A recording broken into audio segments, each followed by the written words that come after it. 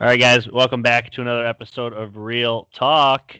It's a Thursday, January 7th, 2021, and we're going to do what we always do. We're going to talk some sports. Jeff here, Brad here. Brad, how are you, man? I'm good, ready to get to this kind of off the top of the dome pod here a little bit. Yeah. Sports world, a little bit of mailbag, get the questions from the people, man. This is fun. I like doing these. Yeah, we have a bit of a mixture of stuff today. We're gonna tackle it all. It'll be fun. Let's start off with the college football national championship game. Ohio State, they go and they obliterate Clemson, 49-28. Alabama made quick work of Notre Dame. They win 31-14, and that brings us to our finals, our championship game. Vegas currently has it at -8, Alabama, in the over-under at 75, so they are predicting a high-scoring game, but Alabama winning by at least 8. I think I know where you're going. I have my reasons for where I'm going. Two high-powered teams, two teams that are pretty good defensively.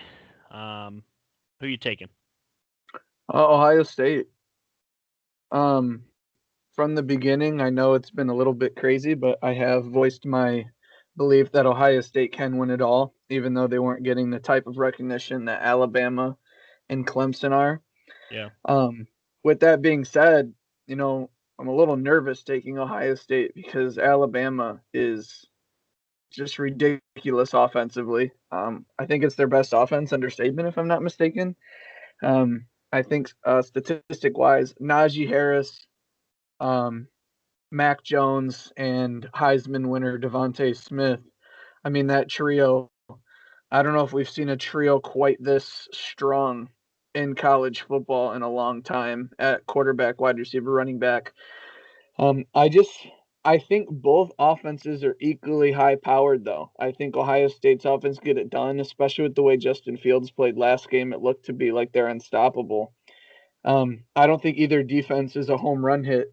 I just think Ohio State's defense can make more plays. And I have a little bit more confidence after seeing what they were able to do to Clemson. Last time Alabama played a pretty good offense, they won, but Florida was able to put up quite a bit of points on them. So I like Ohio State. I definitely like them with the points. You said it was an 8-point spread, I believe, a little bit earlier to me. So Yeah. I definitely like them for the points. But I also like Ohio State to win it outright. I think the Buckeyes get it done. Yeah, lots to unpack here. I mean, first off, I'll put it out there for those of you that don't know. I took Clemson to beat Ohio State. I was pretty vocal about it. Lost some money on the game. It is what it is. But I thought that Ohio State's weaknesses were more than what they really were, I guess. I thought they were weak on the back end, which they kind of are. I thought they were weak in the passing game, which they didn't look it against Clemson. I mean, Justin Fields threw 6 touchdowns, and a lot of them were deep. I mean, they weren't just dinking dunking; they were throwing over the top. His draft stock went up big time. Yeah, absolutely. The one thing I want to point out is this is very, it's very similar to the run they had back in 2014. So if we take just a little trip back in the time machine, so you have they lose JT Barrett, they bring in Cardell Jones, much bigger arm than JT Barrett. Nobody's arguing that at all. But so you have the Big Ten championship game where Zeke goes for somewhere around 250. Okay, Trey Sermon in the Big Ten title game goes for 330ish. 330, yeah, it was crazy. Something crazy. Okay, and then they have their first game against Bama, and Zeke goes for well over 200 in that one. Trey Sermon came just shy of 200 in this game against Clemson. If Ohio State is able to run the ball with Trey Sermon and they get another 200 yard performance, much like Zeke did against Oregon in the national championship game, where he went, I believe, I don't have the numbers, like 260 and 4 touchdowns. If they're able to have a good day, and I'm not saying that Trey Sermon's rushing for 250 and 4 touchdowns against Bama, but if he rushes for 200, Ohio State's going to be in real good shape. I don't even know if him 100%, but like if the team as a whole can get 200 yards on the ground, I think asking for 200 is a lot, but certainly, like you said, if he hits that number, I don't think they're beatable. I just don't think 100's enough. Like, so I don't remember who it was, but I was having this conversation. They said, "What's stopping the run? What does Alabama have to do to stop the run?" well, 100 yards in college football is really nothing. It's not like the NFL where you rush for 100 yards a good day. Rushing for 100 in college football isn't that big. I mean, you got to hold them much under 5 yards a carry. And Trey Sermon has been spectacular in the yards per carry category. So looking at the stat line for the year, Trey Sermon has 115 carries for 870 yards and 4 touchdowns. If you double 115 carries, that's 230. On the year, Najee Harris has 229. So he literally has almost double the carries that Trey Sermon does. He's one off. And he's only rushed for just shy of 1,400 yards, but 24 touchdowns. So they have a lot of success at the goal. Oh, it's crazy. 24 touchdowns, and we'll get to the wide receivers in a minute. But obviously they've played more games than Ohio State. But they've had a lot of success in the red zone scoring. They don't kick a lot of field. I mean, they score points. They averaged 48 on the year. You said it was one of their better seasons. It's got to be. And they only allowed 19 a game. They have that total yards per game is 535 for Alabama, 544 for Ohio State, so just a tad higher. Biggest thing for me, are you able to run the football? Because if you are, you bring the DBs up, you're able to go over the top, and Justin Fields has a much better day and is able to win this game. I don't think they're going to have that success. I think the DBs are going to be able to play more cushioned, more back. The safety is going to be able to play back. Alabama has a number 1 corner in the country, a top 2 draft pick essentially, and it's going to be a problem because their best receiver, whether you think that's Garrett Wilson or Chris Olave, regardless, he's going to lock one of them down, and I would assume it's probably going to be Garrett Wilson, and they're going to ask a lot of Olave, and Olave isn't Devontae Smith. I mean, Devontae Smith in a college football season put up Randy Moss New England numbers: 105 catches, 1,600 yards, and 20 receiving touchdowns. He had another extra 3, I think, on rushing and returns or whatever. But if Jalen Waddle plays, Ohio State's in a lot of trouble. Because is Jalen Waddle possible for this game? He is a possible as of this week. If it gets pushed back an additional week, which we're not even going to try and get into, but if it does get pushed back, he's like 100% for that. They're wondering if he'll be ready to go for this weekend. They're trying their best. Regardless of whether he plays or not, I like Alabama close. But I think that if anybody's blowing anybody out, I do think it would be Alabama blowing out Ohio State. I just can't see Ohio State having the success that they had against Clemson again. That would be wild to me. That would be crazy. Ohio State's much better than I thought, and if the game plan works out for what they've done, they can have success against Alabama. I just don't think they'll have as much success. And I think Alabama is going to drop 35 points. I just don't know if Ohio State will.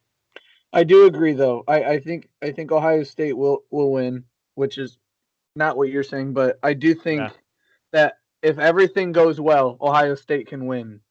But Alabama, everything cannot go well, and I think they can still win. So, like, I do think if there is a blowout, it would be in Alabama's favor. Yeah. But I guess the thing is I would have said the same exact thing I just said going into the Clemson game, and then Ohio State beat the brakes off them. So I really think that was a statement win. And gosh, Justin Fields' deep ball looked awfully pretty against Clemson. So I mean, it did. And he's better than Mac Jones. He's better than Mac Jones. Yeah. But Mac Jones has more to work with, and that's not a shot at what Ohio State's bringing to the table, because Trey Sermon's no joke, Garrett Wilson's no joke, Chris Olave is no joke. But the Heisman Trophy just went to a wide receiver for the first time in 20-ish years. So the thing too, though, is Ohio State had to account for Trevor Lawrence's running ability. You don't really have that with Mac Jones. He's more of your traditional pocket passer. Yep. I think you give the amount of talent Ohio State has on their defense. Yeah. A stationary quarterback. I don't know. I think they could shock a lot of people. I think they could give Mac Jones a lot of problems. But Najee Harris, I mean, they had 3 Heisman candidates on their offense. That's incredible. Yeah, I just think that the problem with what Clemson presented versus what Alabama is going to present, Clemson became very one-dimensional in the game. They threw it upwards of almost 50 times, and they barely ran it. I think they ran it outside of their quarterback only 12 times. And because in college football, sacks count as a rush attempt. I mean, I don't remember how many carries that Trevor Lawrence actually had, but it wasn't a lot, okay? Najee Harris is going to get a bunch of carries, probably 15 to 20-ish, maybe more depending on how this game goes. But they're also going to have success in the runs game. So I just think Alabama's a much better team than Clemson. I would have picked them to beat Clemson.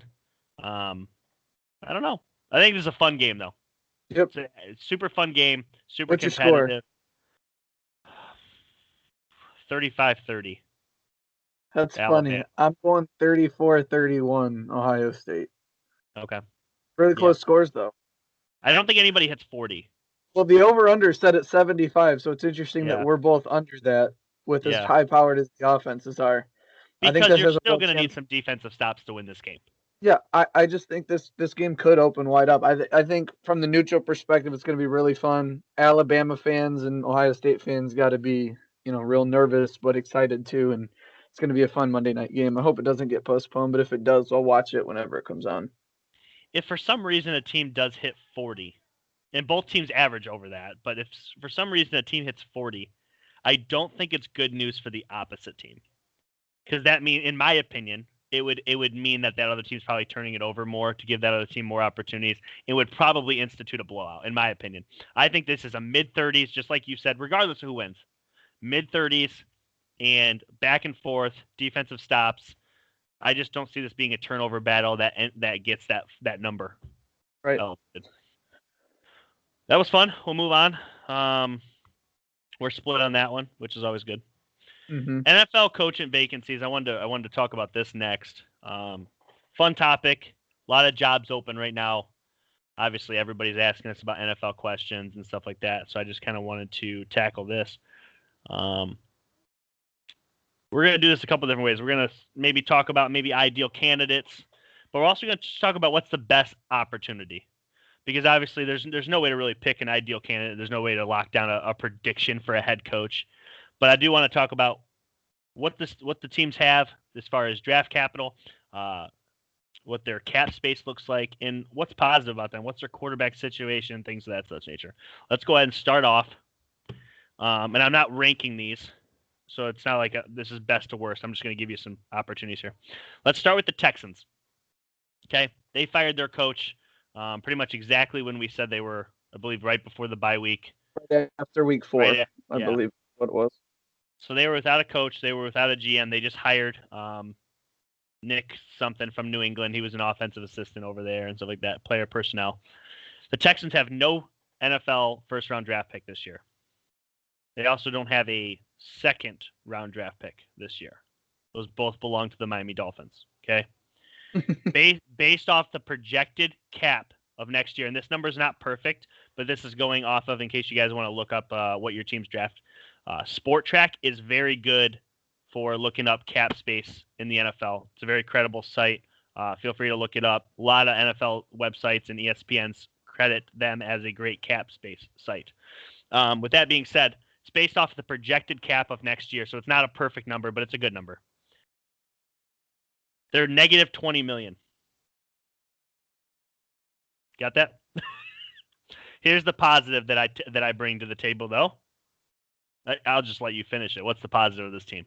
They have the best quarterback available for the head coaching spot. Deshaun Watson is period. Head shoulders. That's my takeaway. They have the best possible quarterback of the 6 teams. Okay, depending on. We'll talk about that later. They have the best current.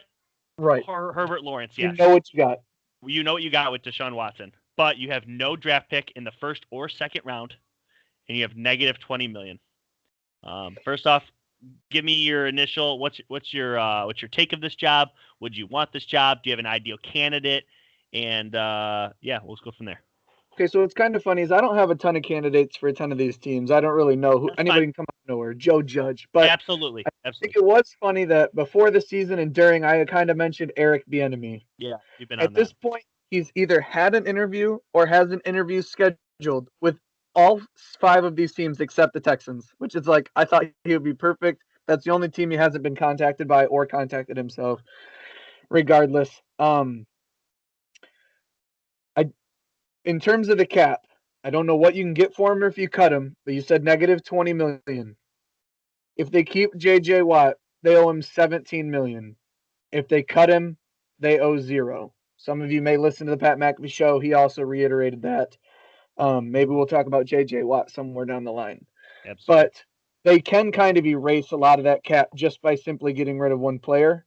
But that simply one player is their best defensive player and 3-time defensive player of the year. So it's really not a great situation. Again, you come in, you have Deshaun Watson, but you can't really make a lot of moves. You can't really draft this year either. So it's kind of like a job that maybe they just stick with Romeo Crennel for a year. They give him another year with the system, and if he can improve, all they're asking is to go more than 4 wins, and that's it. And he can maybe keep the job. I don't know with his age. Um, it's always another thing that if you have a GM who came from the Patriots, does he try and get Josh McDaniels to come with him to get his first head coaching, well, not first, but a head coaching spot there? So Josh McDaniels, I think, just because of the relationship those two guys would have, and you have Deshaun Watson. Um, but in terms of where I rank the Texans, I feel like you could get something for JJ Watt still if you tried to trade him. Um, but to have Deshaun Watson as your quarterback is always a plus. And they really started to put that offense together later in the year before Will Fuller got suspended. I think the defense needs a lot of work, though. A lot of work to be done in the Texans defense. But to be fair, there's a lot of work to be done on quite a few of these teams. That's why the head coach isn't there anymore. In closing, scale of 1 to 10, 10 being very desirable, 1 being no desire at all, where would you rank this job? Right at a 5. And that's solely for Deshaun Watson, I'm guessing. Yeah. If they didn't have Deshaun Watson, this wouldn't be anywhere. Well, I mean, it's a nice city, I guess. Fun location. Yeah. Right in the middle of the country. But I'm going to put it at a 5. You've got a franchise quarterback locked up for 4 years, but there's a lot of work to be done on the team, and you don't have draft picks or salary cap space. How do you get better? Yeah. I'll go quick on this one.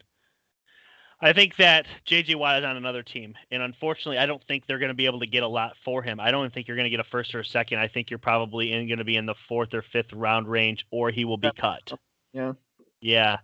And at that point, you're not getting anything, but you are saving a ton of cap, and you're kind of giving a player that you drafted, and he has done nothing but succeed in your city as a person, as a player, as anything, as a locker room leader. You owe him to cut him loose, much like New England did Tom Brady, much like the Colts did Peyton Manning. There's just some players you just don't trade. Just cut them loose, let them make their own decisions, save yourself the cap, and be done. And I think the team would actually respect that more too, rather than trying to trade him for crumbs and putting him in a situation where maybe he's not going to be able to succeed. Plus, I don't think anybody wants to pay him that $17 million anymore. He's just unfortunately too many injuries. Still worth about $10 million. I think that's a fair contract for him, but the 17 that's pushing it for sure. For me, no draft pick and no cap space puts you at about a 1.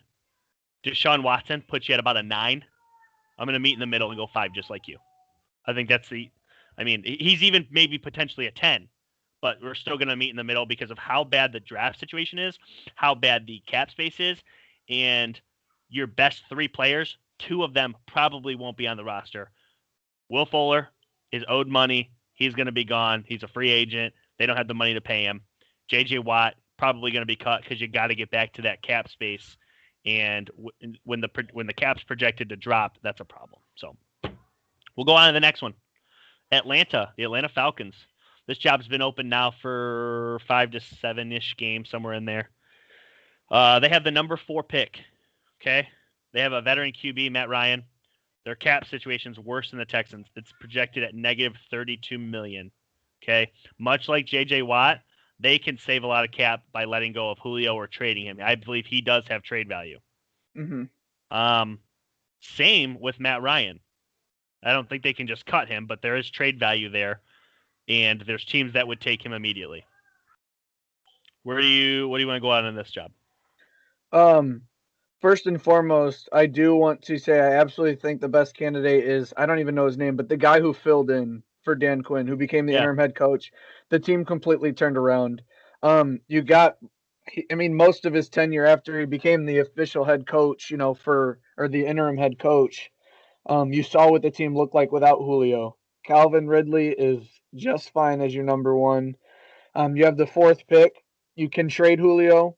you can cut or trade Matt Ryan or keep him one more year. I think you get rid of him. And with the 4th pick, you have your quarterback that you want to draft. I think Julio Jones could be paired with the 4th overall pick to move to 2 if the Jets are willing to trade it. I think I that's was an going to go there if you didn't. absolutely plausible plan, and they could have their pick of the litter at quarterback. Yeah. You give Sam Darnold, Julio Jones, and they still have a top 5 pick. I think that's more than enough. I don't think this defense is as bad as it alludes to or like seems to be. I think it was more coaching. Like I said, their defense played much better after they switched coaches, which is weird because Dan Quinn's supposed to be a defensive head coach. But overall, I think the Falcons is a 7. You look at the 2 most competitive teams in your division. You can't. You got to assume Brady's about or Breeze is about to be gone. Brady, you don't think can really play more than 2 or 3 years. Maybe he proves us wrong, but you think maybe 2 years after this one, 44-year-old Tom Brady, 45-year-old Tom Brady. So the division is yours for the taking. It's going to be up for grabs, especially with the Saints losing Drew Brees. So I think that the Falcons' job is really desirable because you have ways to build the team. And if you have to keep the pieces you have, I think they're there. I think they're good enough with the right coach. I think this is a 7 or an 8. You play in a dome. You play in the NFC, which, right now seems weaker than the AFC. So I think the Falcons is a really good spot for anybody to want to be. You made a lot of good points there. I'm gonna touch on a couple that you didn't say. First off, the fact that you play in a dome's huge. The fact that your division seems extremely wide open in 3 years or less. Drew Brees leaving, Tom Brady not going to play forever, and Carolina is extremely young, so they'll be on the rise, but at the same time, you'll be on the rise as well. Number 4 pick's huge. I love that. There's some capital there. The negative $32 million in cap space is really rough. Obviously, trading Julio Jones away would help, but it wouldn't get that down completely. I mean, he's only owed somewhere like 18 to 22 million, so you'd still have to find another player to cut. I think this job becomes extremely viable with a lot of fantasy. Trading away Matt Ryan and getting some sort of pick back. Trading away Julio Jones and getting some sort of pick back and going extremely young for 2 to 3 years. You wouldn't be competitive in year 1. 100% wouldn't be competitive, but in year 2 or year 3, you probably would. At number 4, I think you actually would have your pick at the litter, and this is a different argument for a different day, but I'm not so certain the Jets would take Justin Fields when they have Sam Darnold. Again, different conversation for a different day, but I think the Falcons might have their pick of the litter even at 4. And even if Fields goes, there's still several quarterbacks that people like, people are talking about, you have the opportunity with. But this is a fun job, a lot of work job. You wouldn't be good right away. I have this one right at about a 6, just slightly above the Texans job, simply because you have the 4 pick, you have the veteran QB if you decide to keep him, okay? But at the end of the day, the cap situation is really rough. I think it's a complete project, a complete build job, and there's a lot of great future with this job because of the dome, because of the division. It's a 6 for me. We'll keep it moving here. The LA Chargers. Okay, let's go on this one. They got the 13th overall pick. All right, they have 22 million in projected cap, and obviously, they scored with Justin Herbert. Where are you at on this job? This is the best of the 6 available. It's the most. I think it's the most ready roster. I think maybe you need one more piece on defense, but what draft pick do they have in the first round? 13. Okay, you're at 13. You can get a solid defensive player at 13. Linebacker, corner, defensive tackle, whatever you want. I know everyone's forgotten. I know it's been 2 years straight, but Derwin James comes back. I mean, we all remember what he was and what he can be especially to this defense. Kenneth Murray another year. I think this defense can get it going. Justin Herbert, Keenan Allen, Mike Williams, Austin Eckler. That offense looked totally different when Austin Eckler came back. They won 4 straight to end the year. The only downside is you're in a division with Patrick Mahomes and the Chiefs. It's going to be an incredibly hard division to win. But if you're basing your job based off of one opponent in the division, I don't think you're fit for the head coaching job anyway. I also think if he's not for the Texans, Eric Bieniemy, an offensive-minded head coach under the Andy Reid tree, he seems to be a really good candidate. He played for the Chargers when he played in the NFL. I just think it would be perfect. But you're in LA in the brand new stadium in a, you know, I just think everything's looking up for this team. I think this team is trending upwards. And, until the Raiders get it together and the Broncos find a new quarterback, I think that, division and wild card playoffs are in the cards for this team. I think the Chargers over the Lions, Texans, Jets, Jags, Falcons. I think Chargers is the best landing spot, and I value it at a 10 out of 10. You have a quarterback for the future. You have an offense. You have plenty of playmakers on defense. $22 million in cap space.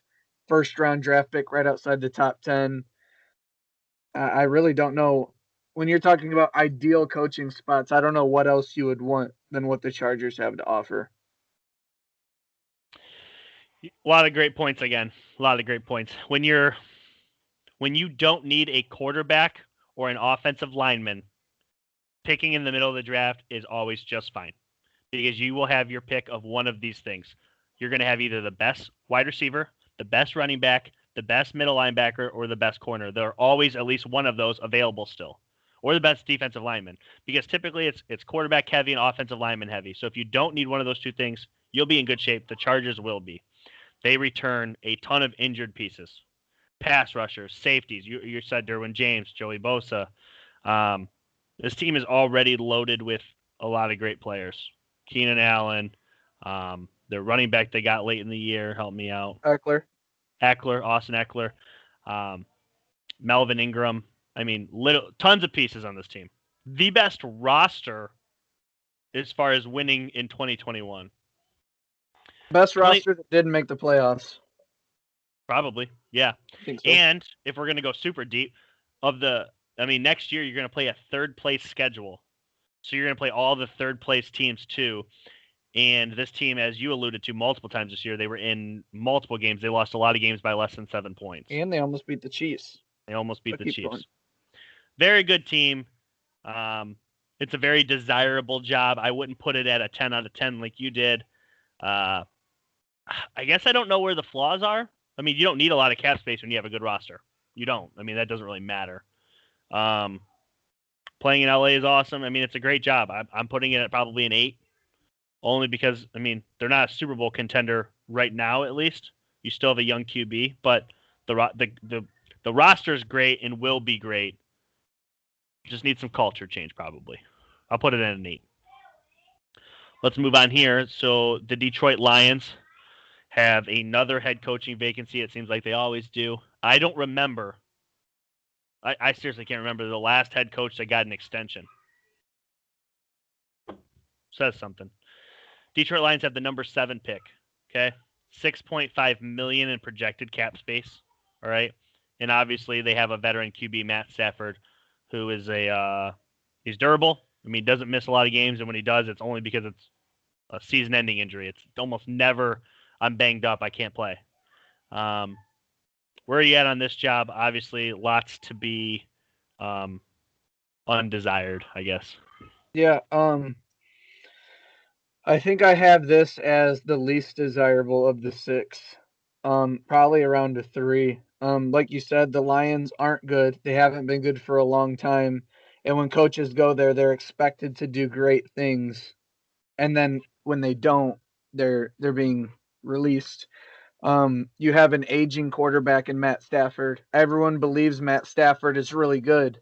I think his career was made by Calvin Johnson, personally. I don't think Matt Stafford was ever totally great. I just think you have the 7th pick, and you have to hit a home run at quarterback. Because this defense isn't terrible. They can get it done sometimes, but you have to hit a home run at quarterback. And I don't know if you can do that at the 7th pick. They don't have a ton of flexibility at the cap. Detroit's in a tough division because, the Bears, they had this little thing with with Nick Foles. It didn't work out. Mitch Trubisky seems to be who they're going to go with, and they look okay under Mitch Trubisky. The Vikings had a little bit of an off year. Doesn't look like Aaron Rodgers is going away in the next 4 or 5 years. He looks to be fine. So you're looking at a team that's probably going to be projected to be last in their division unless there's some massive change. I don't think the Lions is great. I mean, you play in a dome, but it's not the best city to live in my opinion. It's not. They need a new GM as well, I believe. Yeah. I don't really like anything about the Lions job, and if I got an offer from any of the other 5, I would take it before I take the Lions job. 3. You're crushing these. I mean, I'm right there with you. The number 7 pick is fun, but truly, this team has had a top 10 pick in the last 10 years, probably 8 times. I mean, I don't have the numbers in front of me, but it's probably at least 7 or 8 times. 7 on the low end. I just $6.5 million in cap. You're not upgrading the roster, and this roster is bad.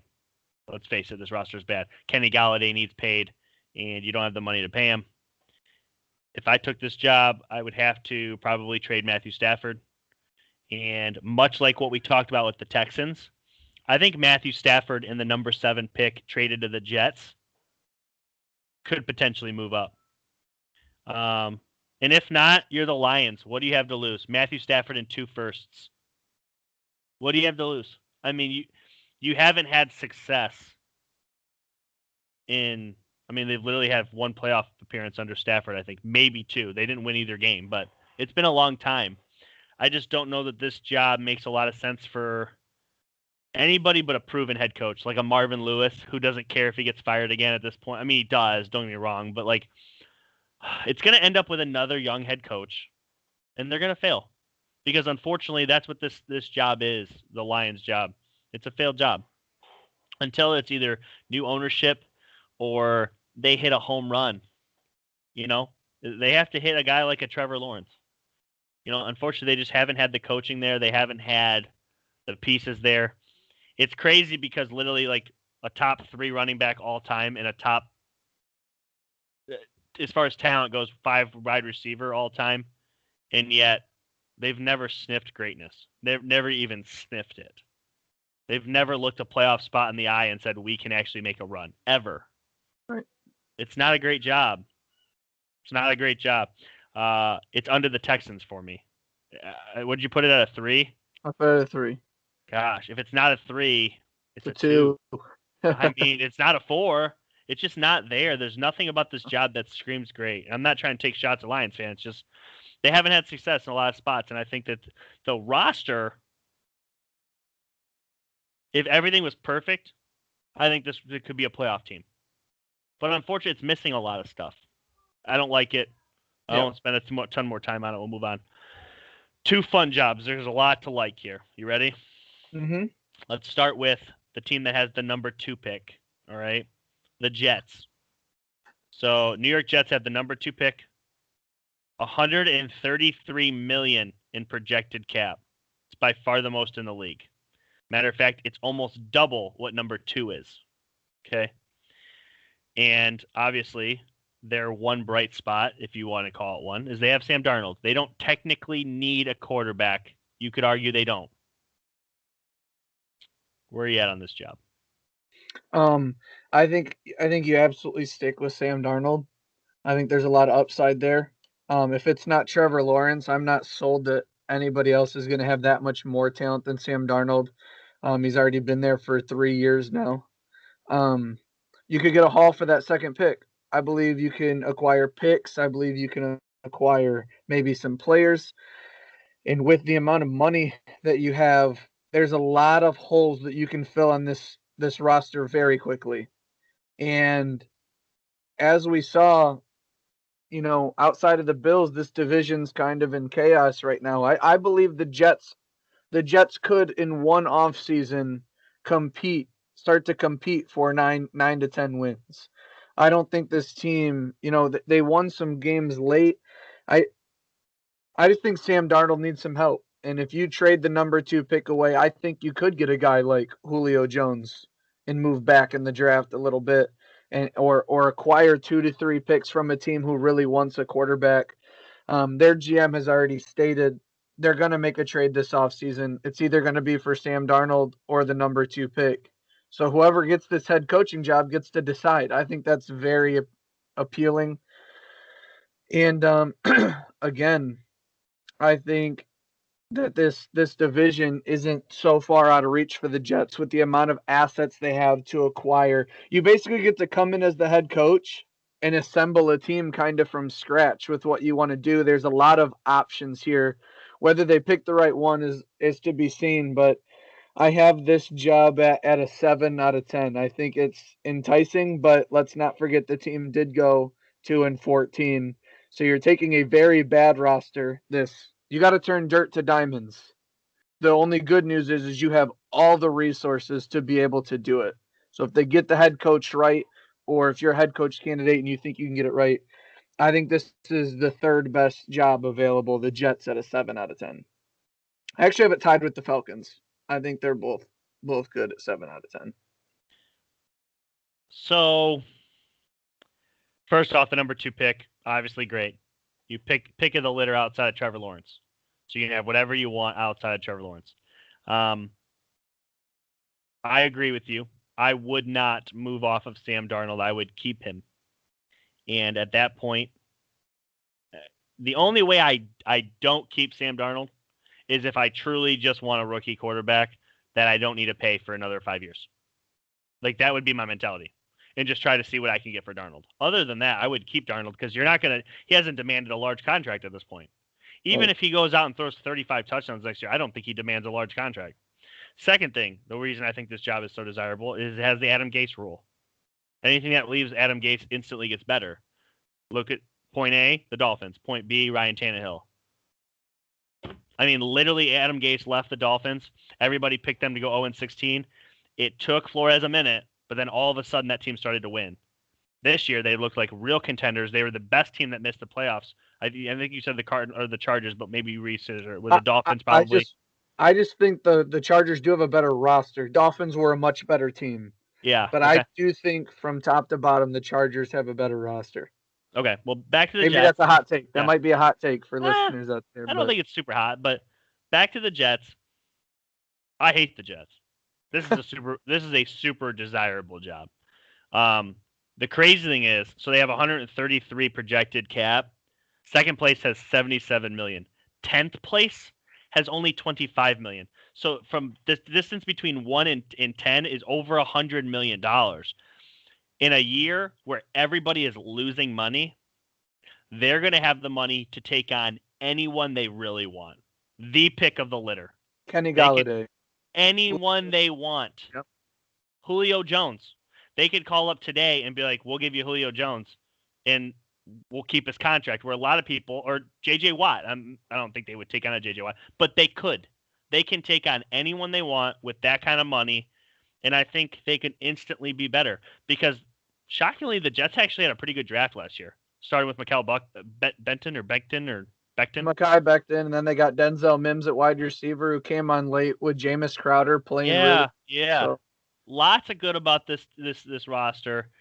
I don't remember where I put the Falcons, but I put this at probably a 7 or an 8. Didn't C.J. Mosley opt out for COVID? Yeah, they get Mosley back. They get C.J. Mosley back in the middle of their defense. That's a big. Yeah, and in a division that for 20 years people have called "quote unquote" garbage, the Bills look up, and they look like they're going to be good for a while. The Dolphins are trending up. The Patriots are probably trending down. You can be in there and start to trend with the Dolphins and start to compete. And I don't know. I don't think the Bills are all almighty. I think they have their problems too. But the Jets is a fun job. It's a good job. It's not like, shockingly, it's not like the Lions who won 5 games.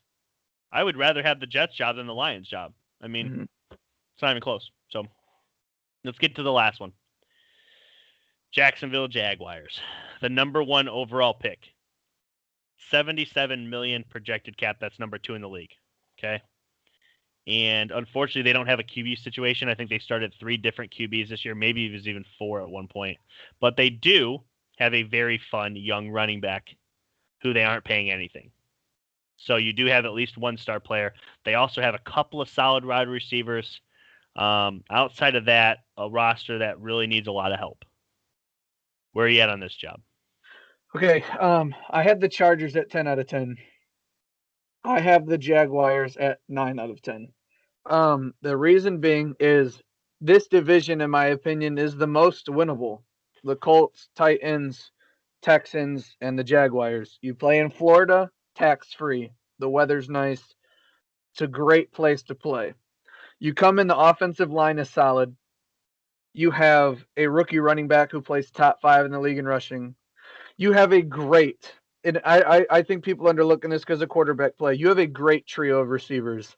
Keelan Cole, DJ Chark, and the rookie Laviska Shenault Jr. That is a great trio. The tight end Tyler Eifert, who is injured all the time in Cincinnati, he played well last year, and he was kind of a bright spot on the offense at times. You're taking Trevor Lawrence at 1. You're getting gifted a monster rookie wide receiver. So now with your $77 million Quarterback. Yeah, what did I say? Wide receiver. My bad, quarterback. Yeah. So now you have $77 million and all future picks for this year and next year to fix that defense and acquire defensive talent. So you're drafting Trevor Lawrence, and you're basically saying you're walking into a franchise where the offense is set. You got to implement your own culture and just acquire defense. Because this team has a legit chance to go from worst to first, I think, inside their division next year. The Jaguars showed some glimpses. They took the Packers on late. They were able to beat the Colts once in the year. They played I think it was the Browns pretty well. Some teams that have winning divisions, they played well. I think this team's offense is completely set, and you're getting, like I said, potential, Pro Bowl level year in, year out quarterback. And you just got to beef up the defense. It has some pieces, Miles Jack and Josh Allen on their defense. I think this team could really go from worst to first. I think it's an incredibly desired job for all the reasons that I've stated, maybe a few that I've left out.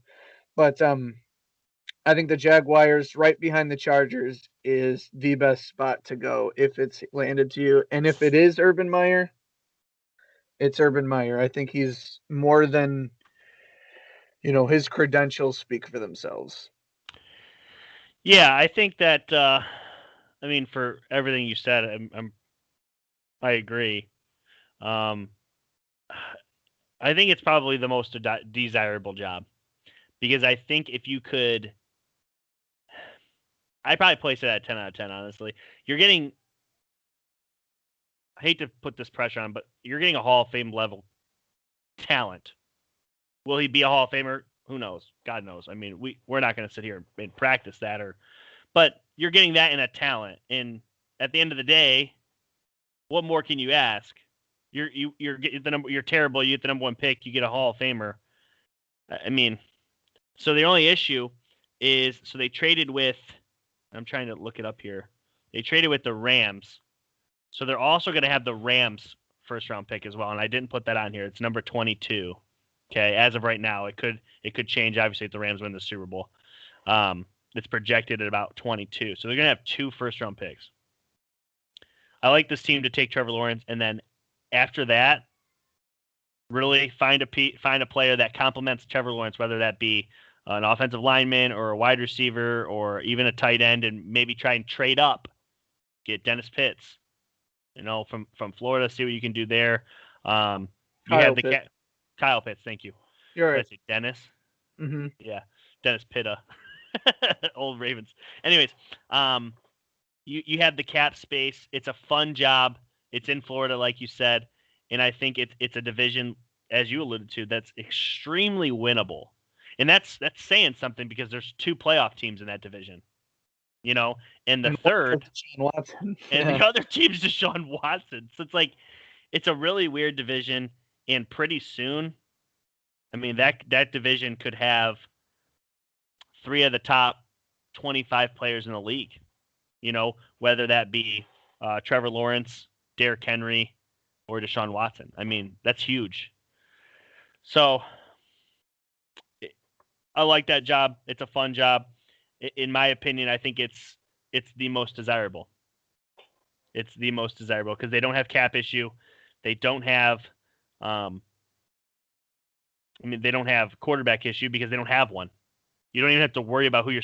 It's going to be Trevor Lawrence. You're taking Trevor Lawrence number 1, and then you have a 22 overall pick that you can mess around with. And they can go out and they can go get a wide receiver. God, I love their wide receivers. I think it's got to be all defense. I think after Trevor Lawrence, it's all defense. Obviously, that's a conversation for another day. We'll get into the draft and things like that, earlier in the spring. But in conclusion, for me, Chargers 10, Jaguars 9, Falcons and Jets at about a 7, Texans 5, Lions 3. I think that's the most desirable locations in the order. For me, it's Jags, Chargers, Jets, Falcons, Texans, Lions. Texans, Falcons, Lions. I'm changing it up. Okay. Just because my blind love in Deshaun Watson. That's it. And I don't even know if he's going to be there. If he's not, then this completely changes. But we'll keep it moving. We're not going to spend too much more time on that. Mailbag questions. You ready? Yes, sir. As always, we don't do a ton of research into these. We take them for what they are. The first one was DM'd to me, so I'm going to my DM here. Okay. This one comes in from Jen Fisher. This happened today. How do you guys feel about the Indians Mets trade? Was it good?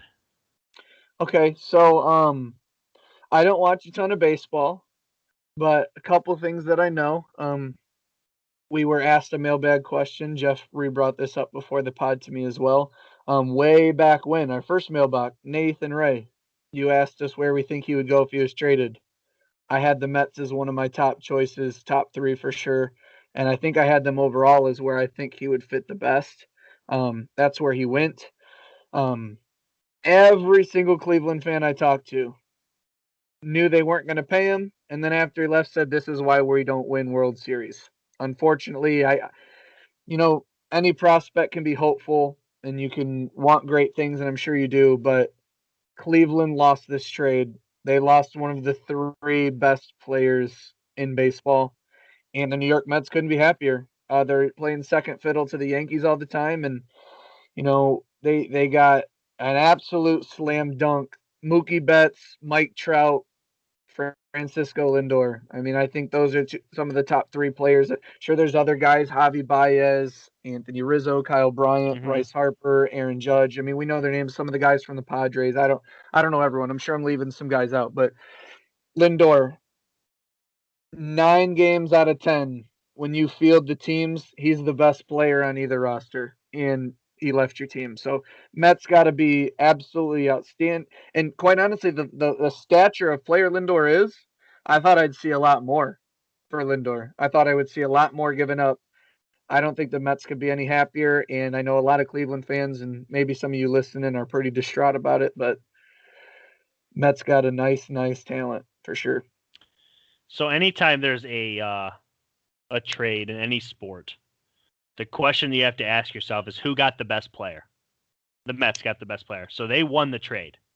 But, and this is especially true for baseball trades, you don't know who wins a baseball trade until about 3 to 5 years later.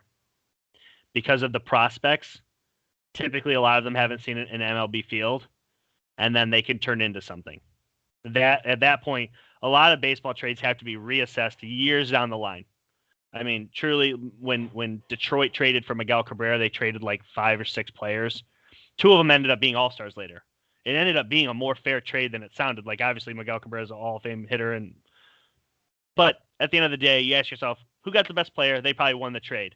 But you can't really fully assess the trade until years later because, unfortunately, so Cleveland got like 3 players out of this. 2 of them are minor leaguers. At best, one of those minor leaguers actually sees the field this year in a limited role. The other one's probably farm system down the line. So, hope that covers it. Moving on. This one's coming in from Brad Eppert. Not you, your dad. Yep. Who is the hottest team going into the playoffs and why? I feel like we're going to agree on this, but I'll let you start. in my head, I think there's only 3 options to choose from. Maybe I'm missing one, but Packers, Bills, Ravens, I think are the 3 teams that you could choose. I'm going to choose the Bills over the Ravens because I think the Bills have played the hardest competition in their last 6 games.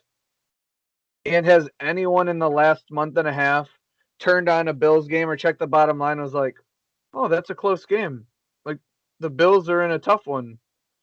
Bills are just beating people. And it's like, the Bills are doing in reality how people talk about the Chiefs. People talk about the Chiefs like they're just going to steamroll everyone. They're winning close games, but it's like they're the Chiefs. But it's like the Bills are the Chiefs from last year. Absolutely hot quarterback playing out of his mind. The defense is coming together. Good. They beat good teams by a good margin, and they crush bad teams by a wide margin. They're doing what they're supposed to do every week, and the Diggs Allen connection seems just as unstoppable as the Rodgers Devontae Adams connection. It's a different style, but I don't think anybody wants any piece of the Bills right now. I think they're the hottest team rolling into playoffs. Can't disagree. I thought you were going to go another route, and I'm going to. For me, it's Baltimore, the Baltimore Ravens. So let's back up to August. Where did we predict Baltimore? 16-0, 15-1. I did. I had them 16-0. A lot of people had them at worst 14-2. Yep, I think that's what I said too. Worst case scenario, 13-3. They got humbled. They dealt with COVID. At the end of the day, it's a fairly healthy roster. They added pieces along the way. They're really just missing Stanley, the left tackle. Yeah, they do a lot of things that are successful in the playoffs. Well coached, lockdown corner, run game. Those are my 3 things, right? I've told you that. They've got the best kicker in the game. Best kicker in the game. Not close. Ever. Best kicker ever, probably. Yes. Okay, we agree on that. Let's get that out of the way. Justin Tucker is better at his position than any other player at theirs in the NFL. It's crazy. Justin Tucker, kicker, I get it, but ridiculous. Yeah. I'm sorry. I get hyped about Justin Tucker. Fine. At the end of the day, I picked the Titans. Okay, for my weird love for them. The Ravens are dangerous. My only issue, I hate that it's an issue, but if they're down in the fourth quarter, I don't think they're winning the game. Mm-hmm. But the thing is, they don't play a lot of fourth quarters. They're up big on a lot of teams. Even good teams, they're up big on. Watch out for them. I think they're the hottest team going in because no one's talking about them, and they're good, and they're healthy, and they do things that you need to do to get to a Super Bowl. Well coached, lockdown corner, run the football. Great offensive line. They do all those things. Keep it moving. This one comes in from Aaron Rollins. I'm going to kind of revamp this question. Who is the MVP of these 3 guys? Aaron Rodgers, Pat Mahomes, Josh Allen. Okay, so I know Aaron is a Bills fan. He is. So I know in his mind, it's kind of like a why isn't Josh Allen being considered the MVP? Yes.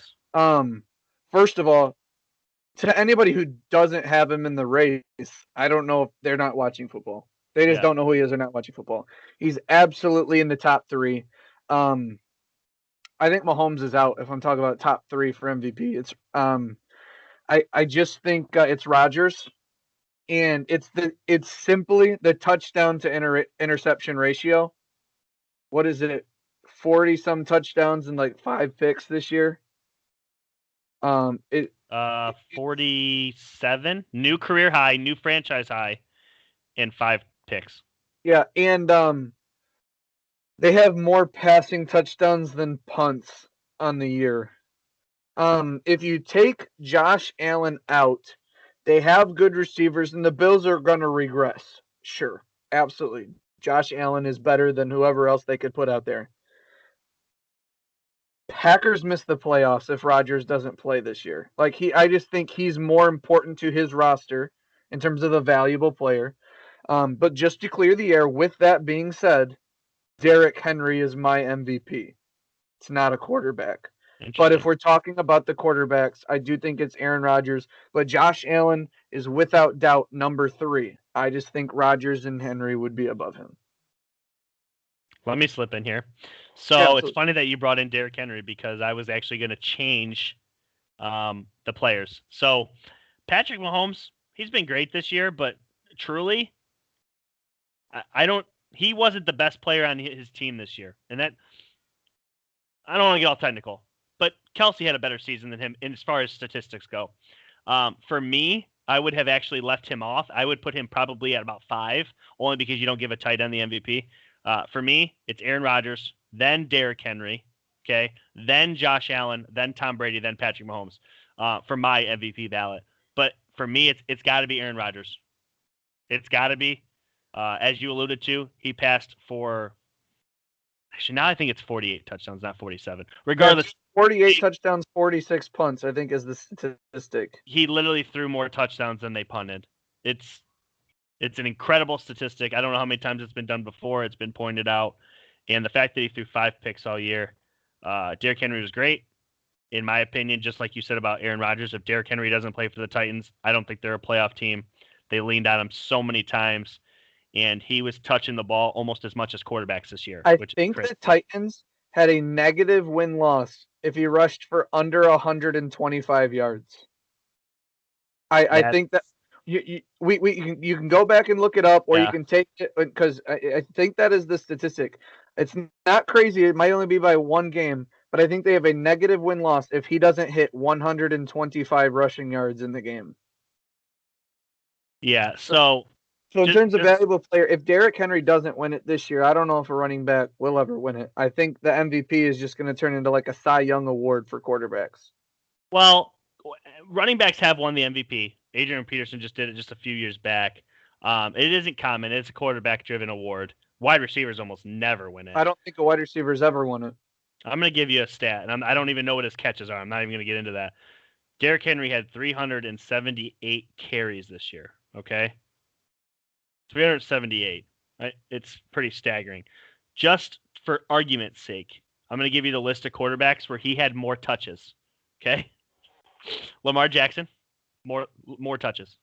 Cam Newton, Sam Darnold, Andy Dalton. Now, mind you, none of these quarterbacks played full seasons, but just for argument's sake, Drew Brees had 390 touches, so he's right there with Drew Brees on the year. Ryan Tannehill, as quarterback, had 480, so only 100 less, and he touches it every single play.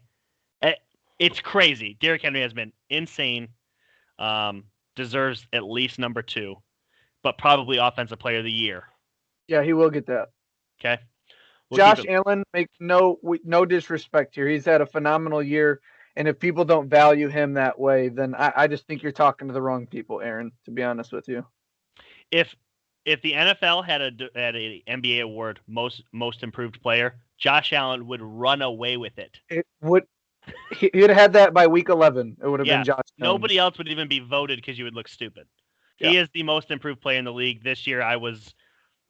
I apologize, like week 3, didn't I? Like week 4, something crazy like that. Funny. I was super high on Josh Allen when we talked about it, and I also predicted the Bills at 13-3. So it was like, yeah, I don't want to say I saw this level from him, but like the team as a whole, I thought the Bills would be really good.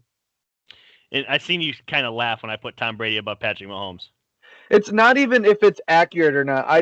I always kind of get a kick when you bring up Tom Brady ever. Like I just know how much you love the guy, and he's I would die for him. But to be fair, he took over a team that didn't make the playoffs and threw up better numbers than Patrick Mahomes. So in my opinion, he should be above him. Right. So I don't think I'd have him at 4, but I'm not going to tell you you're wrong at having him at 4. It's just anytime you or Halbert bring up Tom Brady, it always just makes me giggle a little bit. We'll keep it moving. This one comes in from Matt Cole, not including the top 2 seeds from each conference. So no Chiefs, no Bills, no Packers, no Saints. Which team from each conference has the best chance to win this Super Bowl? Steelers. And why? Next question. They're the best. They're better than any of the 4 teams you just named. Next question. What about the NFC? So you can be actually realistic for a second. Bears. No, I'm just kidding. No, if I'm being realistic, if it's the whole thing, the Steelers were 11-0 at one point. You look at coaching, they have Mike Tomlin. You look at quarterback, they have a 2-time winning Super Bowl quarterback. They have the weapons on offense, and I think maybe the Rams, maybe the Saints. I think the Steelers have the best defense. And like the Rams have a defensive player of the year on their defense, I just think, what the Steelers can do defensively, led the league in sacks, tied for the league in interceptions. I'm a Steelers fan. That's not a secret. I believe that, especially if you're eliminating the 1 and 2 seed from each side, they're a 3 seed. I would take the Steelers if it was out of those teams. From the NFC, super. I'm actually going to take Tampa. I'm going to take the 5 seed Tampa. I think they have the best chance. They play an interesting matchup week 1, but if they win, I mean, I fancy them to beat whoever they play next, whether it's the Seahawks or the Rams or could even be the Saints or the Packers. I mean, I don't know who they'll play. It could be Packers and Lambeau. I don't think anybody wants to see the Tampa Bay Buccaneers. Tampa Bay Buccaneers were like, we're going to figure this thing out. Doesn't matter how long. We're going to get to the playoffs, and then we'll see who wants to play us in the playoffs. AB's finding his groove. Gronk knows where to be for Brady. Get the weather away from me with Brady. He'll be fine. They've got a stable of running backs that can all get it done. The defense gets after quarterback, stops the run. No one wants a piece of Tampa. And so if you're eliminating the top 2 seeds, Buccaneers, Steelers, that's my pick. So 100% with you in Tampa. Nobody wants Tom Brady coming into their building in the playoffs. He's a threat just showing up.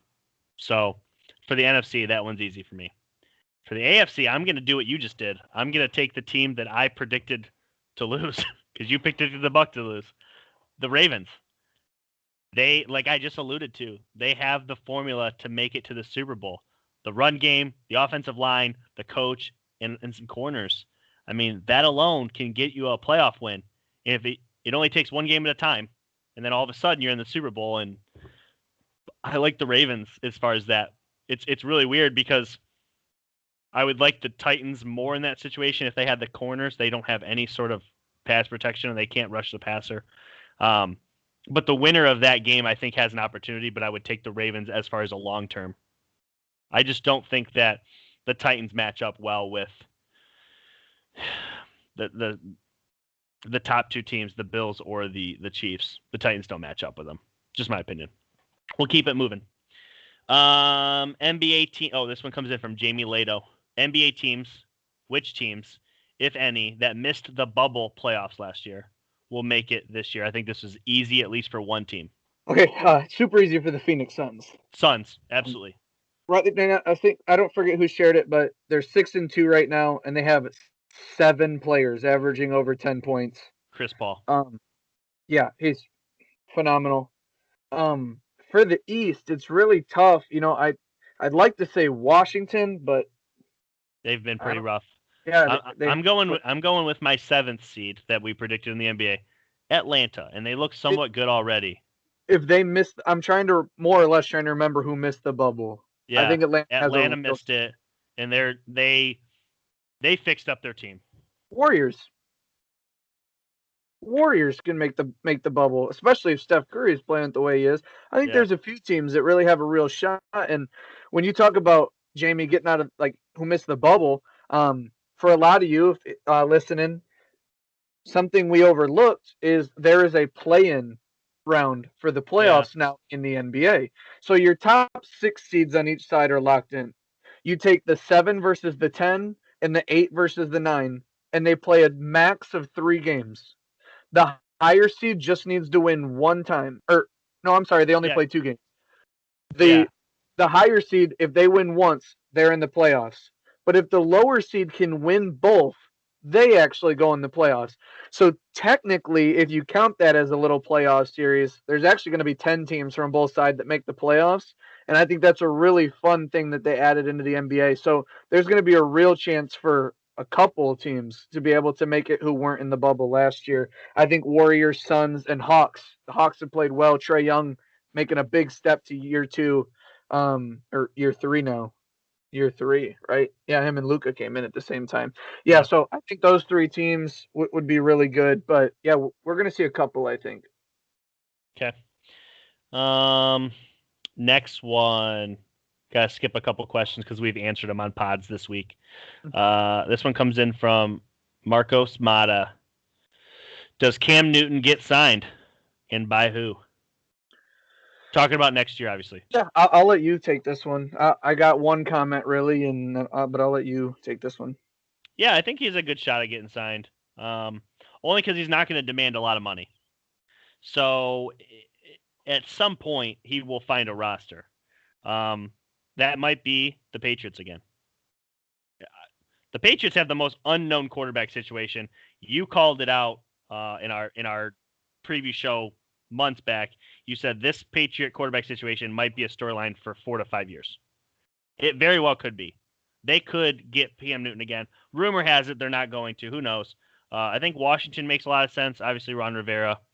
And I think that there's probably other squads that if they move on from their quarterback to get draft capital and they bring in a rookie, they might take a chance on Cam for the small amount of money that he, I just gave you a couple of teams here. The Falcons, who have no draft capital or no cap space. If you trade Matt Ryan, you trade Julio Jones, you draft a guy, they could sign Cam Newton. I mean, I don't know that. I mean, the one thing that we thought we knew about Cam Newton turned out to not be true in New England. He is 100% a locker room leader. Everybody loves him. At least in New England, they do. They all love him to death. Just he wasn't good passing the ball. And Tom Brady wasn't good passing the ball in our offense, and you've seen what he did in Tampa. So I don't think it's all Cam Newton. Cam Newton wasn't great this year, but I don't think it's all him. It's probably 50-50, honestly. Okay, I am going to go back to what I said before Cam Newton even got signed to the Patriots, and I'm going to have kind of the same take.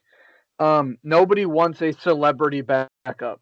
If you are uncertain about your quarterback and you bring in Cam Newton and he's behind him, one bad game, a couple bad series, the fans start chanting, Cam Newton, we want to see Cam, I don't think you want him as a backup. So I think we will go into the 2021 season and Cam Newton will not be on a roster.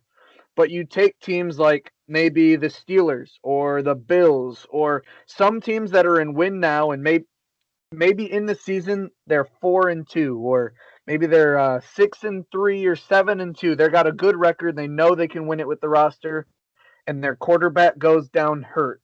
They may look to Cam Newton to kind of right the ship. So I think that's kind of his situation.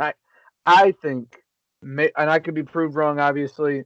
I think his days as a true number one starting quarterback are over, because at the end of the day, you have to be able to throw the football. And he didn't look very good throwing the football. And you talk about, well, he does have the running ability. Yeah, but the only he really doesn't. Exactly. The only one who gets away with that right now is Lamar Jackson. Truly, you questions about the throwing, but he's such an elite runner. Cam's not who he once was. Maybe a goal line back. Maybe the Chiefs sign him as a goal line back because they need one of those. Well, he had 12 rushing touchdowns this year. He is unstoppable at the goal line. He has 12 rushing touchdowns. The Patriots had 10 receiving touchdowns, and one of them was Cam Newton. So maybe you bring him in, and instead of a speed Taysom Hill, you bring him in power packages. Maybe you let Cam experiment with him. Maybe Cam Newton runs tight end this play, goal line back this play. You bring him in a 2nd and 3 and let him run a designed run as a quarterback. I think maybe as a gadget guy, but Cam Newton is our starting quarterback week 1. I don't think those days happen again. I think Cam Newton he's just a cog to the engine. He's not the engine itself. Another team that just popped into my head, if he was to be a starting quarterback next year, this team makes a little bit of sense. If you don't draft a quarterback and you're out on Tua and Ryan Fitzpatrick goes elsewhere, he would be a good fit in Miami. First off, again, the leadership quality, it's proven. I guarantee Flores would call up Belichick and be like, is this all hearsay? I think Belichick, he said a lot of good things about Cam. And they have better pieces than New England does. I think he would be a better fit there. Just to answer the question in short, week 1 kickoff, he's not on a roster. My opinion. Okay. Next question here. Actually, that was answered this week. It was who wins the Heisman. Obviously, that's Devontae Smith won the Heisman. All right, here's the last question we got. Okay. This one comes in from former podcast guy with us, Nick Gallagher, who's on for a couple episodes this year. How far do you see Michigan basketball going this year? I can start unless you got one. Championship? championship. Who's gonna beat us? Who's gonna beat Michigan? I'm all ears. Who gonna beat us? Let me say this. As somebody that does not miss a lot of Michigan basketball games, I watch a lot of them. I usually watch 90% every year. I've seen what I need to see already. Truly have. I don't care who the opponent is. Okay, I can almost tell you if we're going to win or lose based off of how the matchup seats. But Michigan goes 6 deep. They have 6 guys that can go out and get you 15 points. That's a lot. Okay, a lot of teams don't have that. All right. Second thing, we're going to do one of these 3 things. Book it. We're either winning the Big Ten, or winning the Big Ten tournament, or reaching the Elite Eight. And that's a successful season. And for that, I can be happy with. One of those 3 things will happen this year. That's how good this team is. Hearing those things, looking at what the rest of the Big Ten looks like, I expect Michigan to win the Big Ten tournament, or at least the Big Ten. You know, in the tournaments, a game can happen. You never know. Yeah. But they're going to win the Big Ten. And when it comes to the March Madness, if Michigan doesn't reach the Elite Eight, it's a disappointment. As much as a successful season would be Elite Eight, the team is so good. They're one of the best defensive teams in college basketball. Yeah. We've got bigs, we've got wings, we've got guards. And like you said, we've got 2 guys can have an off night. We still have 4 that can give you 15 to 20 points. So Michigan's deep. They're well coached. Juwan Howard has been a home run for Michigan basketball, and we are only trending upwards. They are so fun to watch. Yeah. That wraps it. That's all the questions. So yeah. Fun pod. Yeah, fun pod. Hopefully we answered all your questions. I took Bama. He took Ohio State. We went through all the coaching vacancies. We went on what their value is as far as on the open market for a head coach. And we took your guys' mailbag questions. I hope we did it justice. It's been a fun Thursday. We will see you guys next week, right? Yep. Go Steelers. Take care, guys. Have a good one. Go Blue. Go Power Rangers.